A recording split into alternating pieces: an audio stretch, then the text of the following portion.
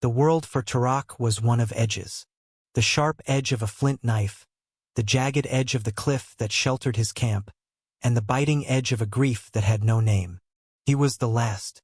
A silent sickness, a creeping cold that stole the breath, had taken his family and then his clan, leaving him utterly alone in a world of vast, uncaring spaces. His loneliness was a physical presence, a second shadow that clung to him even under the stark glare of the midday sun. He survived on knowledge passed down through generations, which roots to dig, how to read the tracks of the aurochs, how to flake stone to a razor-thin point. But survival was a hollow drumbeat without the rhythm of his people. He found himself wandering, driven by a restlessness that the elders would have called a spirit quest. He wasn't hunting for meat, but for a reason, an answer to the crushing silence. It was during a great storm, one that ripped trees from the earth and sent rivers of mud carving new paths down the hillsides, that he found it. He had taken shelter under a granite overhang, watching the sky flash with bone-white light. When the storm passed and the sun emerged, steaming the damp earth, Tarak saw that a landslide had sheared away a section of the opposing cliff face. Where there had once been a solid wall of rock and soil, there was now a dark fissure, a wound in the stone. It was not large, barely wider than his shoulders, and it seemed to breathe a cool, ancient air that smelled of deep earth and something else, something metallic and strange, like the taste of the air after lightning strikes. Curiosity, an emotion he hadn't felt in moons, stirred within him. Most would fear such a place, seeing it as the mouth of a hungry earth spirit. But Tarak's fears were all in the past, buried with his kin. The world outside had given him nothing but loss. Perhaps the world inside held something different. Taking a long branch from a fallen pine, he wrapped one end tightly with dry moss and resin-smeared fibers, creating a torch. With a spark from his flint and pyrite, he brought a sputtering flame to life. The fire was a small, brave companion against the encroaching dark.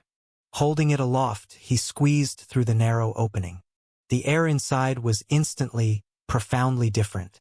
The world of wind and sun was gone, replaced by a deep, resonant silence.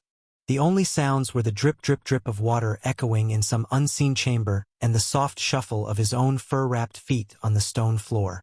The passage was narrow at first, its walls slick with moisture and cold to the touch. It sloped steadily downward, leading him away from the familiar world and into the planet's secret heart. He walked for what felt like an age, the torchlight dancing on the stone walls, creating fleeting shapes that twisted and fled as he approached. The air grew warmer, and the strange, metallic scent intensified. He felt a low vibration through the soles of his feet, a faint, almost inaudible hum. It was not frightening, but expectant.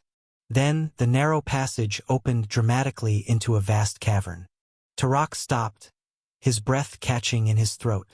The sight before him was beyond any legend or shaman's tale. The cavern was enormous, its ceiling lost in a darkness so complete his torch seemed to be swallowed by it. But it was not dark. Growing from the walls, the floor, and hanging in great, jagged chandeliers from the unseen ceiling were crystals. They pulsed with a soft, internal light of their own, a gentle, blue-green luminescence that seemed to breathe. They were not bright like the sun or his torch, but their collective glow filled the immense space with an ethereal twilight. It was a captured constellation, a forest of frozen starlight. Slowly, reverently, Tarak lowered his torch and pressed its flame into the sandy floor, extinguishing it. The fire, his only trusted companion in the darkness, was now a harsh, unwelcome intruder. In the pure, magical light of the crystals he could see everything. The cavern was a gallery of geological wonders. Great pillars of stone reached from floor to ceiling, and the walls were draped with what looked like frozen waterfalls, all shimmering with the same mystical light. The low hum he had felt was stronger here, seeming to emanate from the very crystals themselves. He walked deeper, his footsteps the only sound in the glowing silence. He ran a hand over one of the smaller crystal formations.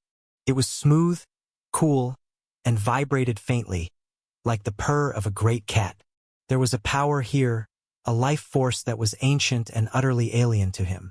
He felt like a trespasser in a place meant for gods or spirits, yet he felt no fear. The crushing weight of his loneliness seemed to lift slightly, replaced by an overwhelming sense of wonder. He followed a vein of the brightest crystals as it snaked along the cavern wall, leading him down another, wider passage. This tunnel was different. The walls were smoother, as if shaped by more than water and time. And it was here that he saw the first one. On a large, flat expanse of stone, illuminated by a cluster of glowing blue crystals, was a painting.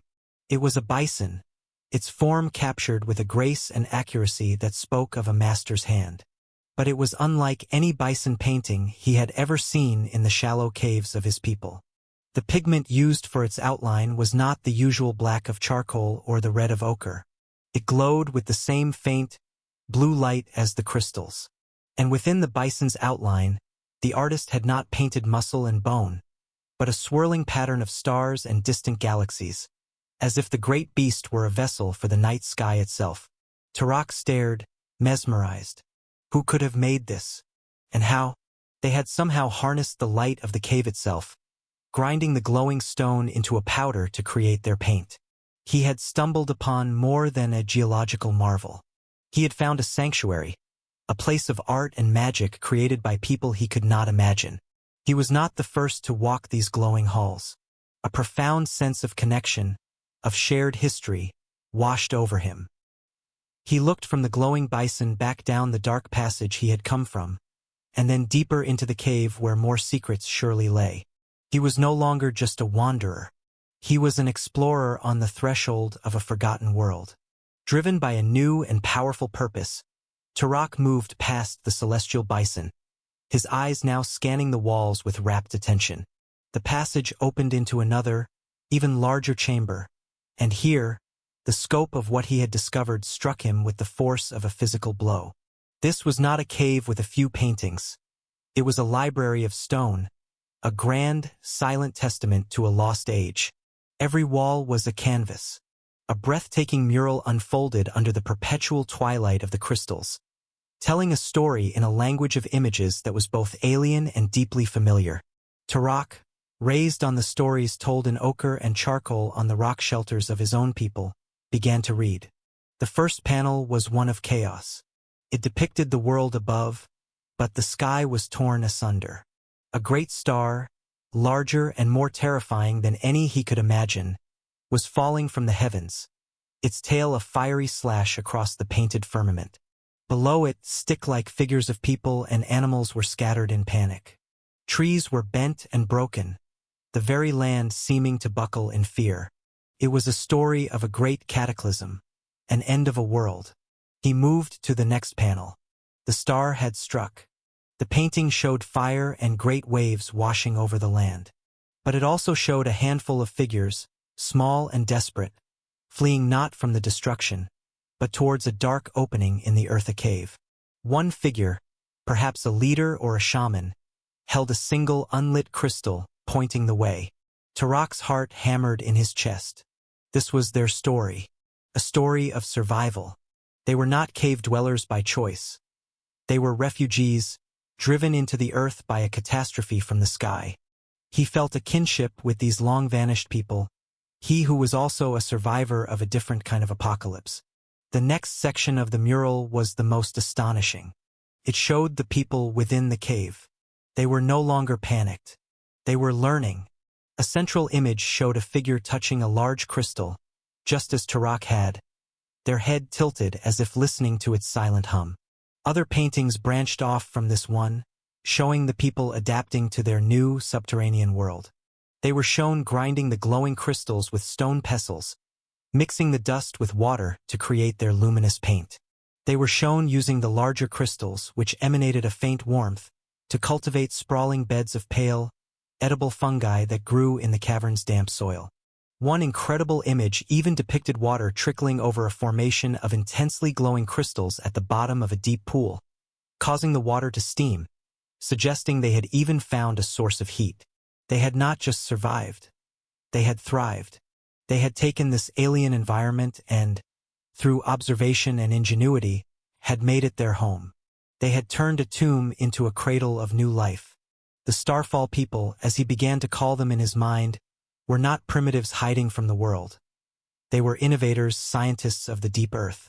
The final panels were the most poignant. They depicted a new generation, children born in the glowing twilight who had never seen the sun. The paintings showed the elders pointing to the murals, teaching their history. There were intricate maps of the stars on the ceiling, not as they were, but as they would have been seen from the Surfacia desperate attempt to preserve the memory of the world above.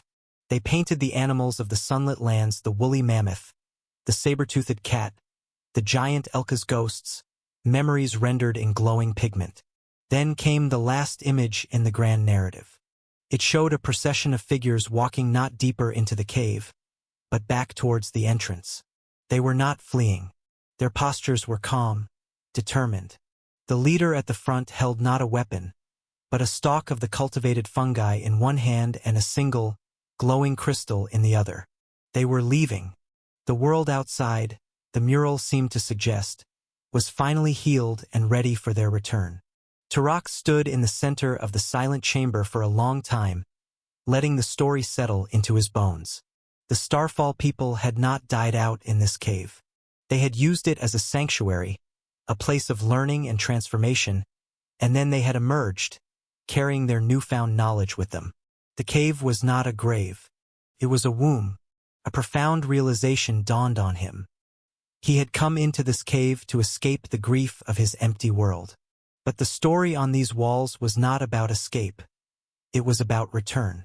It was about taking knowledge learned in darkness and bringing it into the light. He thought of his own people, of their last days off, the sickness they didn't understand, of the lean winters when the hunt failed, of their reliance on a world that could be cruel and unpredictable. The Starfall people offered another way. They had shown that survival was not just about strength and sharp spears, but about observation, adaptation, and the courage to embrace the unknown. His personal grief, once an all-consuming ocean, now seemed like a single river flowing into a much larger sea of history. His loneliness remained, but it was no longer empty. It was filled with the echoes of these ancient people, with the resonance of their incredible story. He was the sole inheritor of their legacy. With a final, reverent look at the glowing murals, he made his decision. He would not remain in the beautiful, silent prison of the past. He would do as the Starfall people had done. He would return. His journey back to the surface was different. The darkness of the tunnel did not feel threatening. The hum of the crystals sounded less like a strange vibration and more like a whispered encouragement. He retrieved his extinguished torch not to light it, but to take it with him as a memento. When he finally squeezed through the fissure in the rock, the light of the late afternoon sun was so bright it was physically painful. He shielded his eyes, gasping in the fresh, clean air that smelled of pine and damp soil. The world looked the same, the sky, the trees, the distant mountains. But he was not the same man who had entered the cave. The silence of his world was no longer an absence of voices, but a space waiting to be filled. He did not know if he would find other survivors, other scattered clans.